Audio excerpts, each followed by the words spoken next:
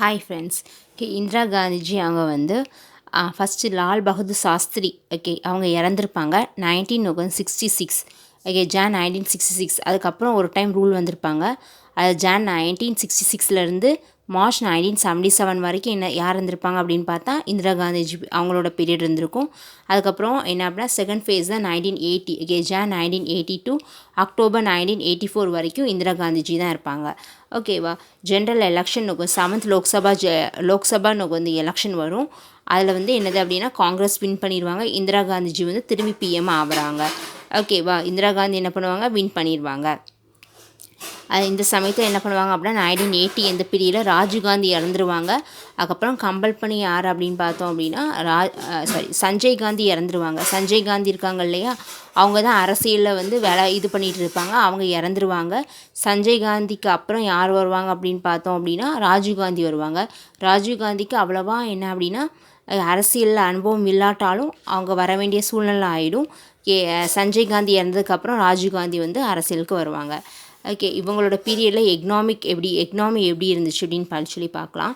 இந்திரா காந்தி அவங்க இருக்காங்க இல்லையா, அவங்களோட காலகட்டத்தில் அதாவது ஜனதா நோக்கு வந்து அந்த ஜனதா பார்ட்டி காலகட்டத்தில் சிக்ஸ்த்து நோக்கு வந்து 5 இயர் பிளான் போட்டிருப்பாங்க. அதை வந்து கட்டில் பண்ணிவிட்டு அதை ரிமூவ் பண்ணிவிட்டு இந்திரா காந்திஜி ஒரு 6th 5 இயர் பிளான் போடுவாங்க. அதான் 1980 to 85.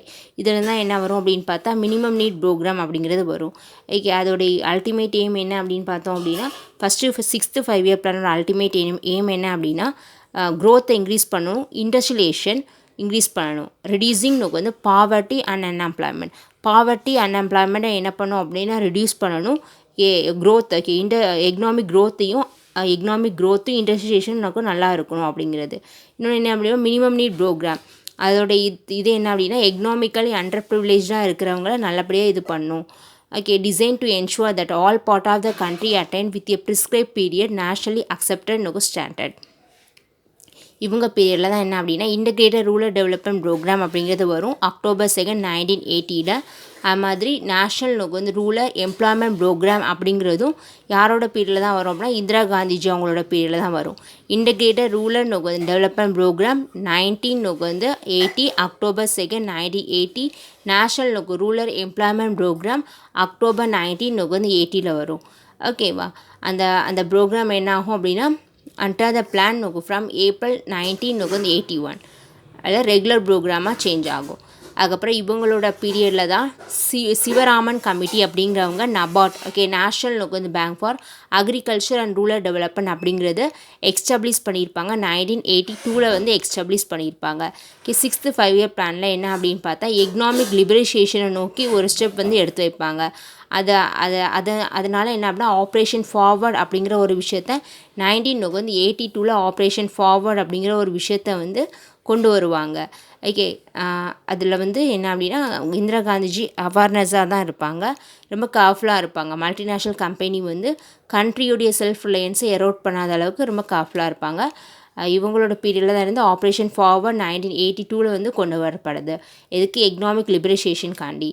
அதுக்கப்புறம் என்ன அப்படின்னா ஃபஸ்ட்டு நோக்கு வந்து யூஎன் கான்ஃபரன்ஸ் ஆன் என்விரான்மெண்ட் அப்படிங்கிறது 1972 நடக்கும். 1972 first UN conference of environment நடக்கும். அதுபடி என்ன அப்படின்னா வைல்ட் லைஃப் ப்ரொடக்ஷன் ஆக்ட் 1972 இந்த இயர்லாம் ரொம்ப ரொம்ப இம்பார்ட்டன்ட் ஆனது. ஓகேவா. ஃப்ரீக்வெண்ட்டாக சில டைம் கொஸ்டின் கேட்பாங்க அதுக்கேவா. So wildlife protection act of 1972. அதுக்கப்புறம் வாட்டர் நோக்கு வந்து prevention and control of pollution act of 1974. இது எல்லாமே என்ன அப்படின்னா இந்திரா காந்திஜி அவங்களோட பீரியடில் கொண்டு வரப்பட்டது தான். Wildlife protection act of 1972, water நோக்கு வந்து prevention and control of pollution act of 1974. Wildlife protection act எதுக்கு அப்படின்னு பார்த்தா வைல்ட் லைஃப் சாங்சுரிஸை எக்ஸ்டப்ளிஷ் பண்ணுறதுக்கு. Okay, wildlife sanctuaries and national பார்க்கை எக்ஸ்டப்ளிஷ் பண்ணுறதுக்கு ப்ராஜெக்ட் டைகர் கொண்டு வந்திருப்பாங்க. ப்ராஜெக்ட் டைகர் என்ன அப்படிங்கிறது வாஸ் லான்ச்ட் இன் 1973 லான்ச் பண்ணப்படும். நவீன் நோக்கு செகண்ட் ஸ்டிண்ட் இன் பவர். ஃபாரஸ்ட் நோக்கு வந்து ஆக்ட் ஆஃப் 1980 வந்து ஃபாரஸ்ட் ஆக்ட் வந்து போடப்படும். அதுக்கப்புறம் யார் நோக்கு வந்து prevention and control of pollution act 1981. ஓகேவா. இதெல்லாம் யாரோட பீரியடில் இந்திரா காந்திஜி அவங்களோட பீரியடில். ஸ்ரீலங்காவுக்கும் நோக்கு தமிழ் ப்ராப்ளம். ஓகே, ஸ்ரீலங்காவுக்கும் நோக்கு தமிழுக்கும் என்ன அப்படின்னா அந்த பிரச்சனை. ஸ்ரீலங்காவில் என்ன பிரச்சனை அப்படின்னு பார்த்தா இந்த சீரி நோக்கு வந்து பதநாயக்கி அப்படிம்பாங்க இல்லையா, அவங்க வந்து என்ன அப்படின்னா ஆட்சி மாற்றம் நடந்திருக்கும் ஸ்ரீலங்காவில். அது மாதிரி இந்தியா வந்து யாருக்கு சப்போர்ட் பண்ணியிருக்கோம் அப்படின்னா இந்த மிலிட்டனுக்கு எல்டிடிஇ மிலிட்டன், அதாவது லிபரேஷன் டைகர் ஆஃப் தமிழ் ஈழம்க்கு என்ன பண்ணிடுவாங்க, சப்போர்ட் பண்ணுவாங்க. இப்படி என்ன அப்படின்னா ஒரு இது போயிட்டுருக்கும். Sinhalese mobs targeted Tamils of Sri Lanka. ஓகேவா, இது ஒரு கொஞ்சம் பிரச்சனையாக தான் போயிட்டுருக்கும். அது மாதிரி பாகிஸ்தான் வந்து கெஷியான்னு வந்து கான்ஃப்ளிக்ட்டும் என்ன அப்படின்னா இந்தியா பாகிஸ்தானுக்கு நடுவில் ஷியான்ஷன் வந்து கான்ஃப்ளிக்ட் போயிட்டுருக்கும். எமோஷனல் அப்படின்னா இந்திரா காந்திஜி அவங்களோட பீரியடில். அது மாதிரி ராகேஷ் சர்மா இருக்காங்க இல்லையா, ராகேஷ் சர்மா வந்து ஸ்பேஸ்க்கு வந்து போவாங்க. ஓகேவா, அதுவும் என்ன அப்படின்னு பார்த்தா இந்திரா காந்தி ஸ்பீடில் தான் நடக்கும். அதுக்கப்புறமா நான் அலைன் மூமெண்ட் அப்படிங்கிறது திரும்பி என்ன அப்படின்னா ரீஎசெட் பண்ணப்பட்டிருக்கும். 1983 சமிட் ஆஃப் வந்து நான் அலைன் மூமெண்ட் டெல்லியில் வந்து நடக்கும். அதில் வந்து என்ன அப்படின்னா she brought attention to bear on the relationship between disarmament and economic development. அவங்களோட பீரியடில் தான் political and communal tension, Naxalite பிரச்சனை அதெல்லாம் நடந்துகிட்ருக்கும். அது மாதிரி இந்த பீகார் ஜார்க்கண்ட் அந்த மாநிலங்களில் வந்து பிரிக்கிற சம்மந்தமான பிரச்சனைகள் அதெல்லாம் போயிட்டுருக்கும். நாகாலாந்து பிரச்சனை போயிட்டுருக்கும்.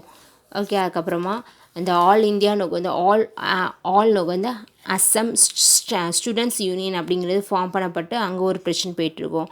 ஆந்திர பிரதேஷில் என்ன அப்படின்னா புதுசாக ஒரு கட்சியை ஆரம்பிப்பாங்க, தெலுங்கு தேசம் வந்து கட்சி அப்படி சொல்லிட்டு.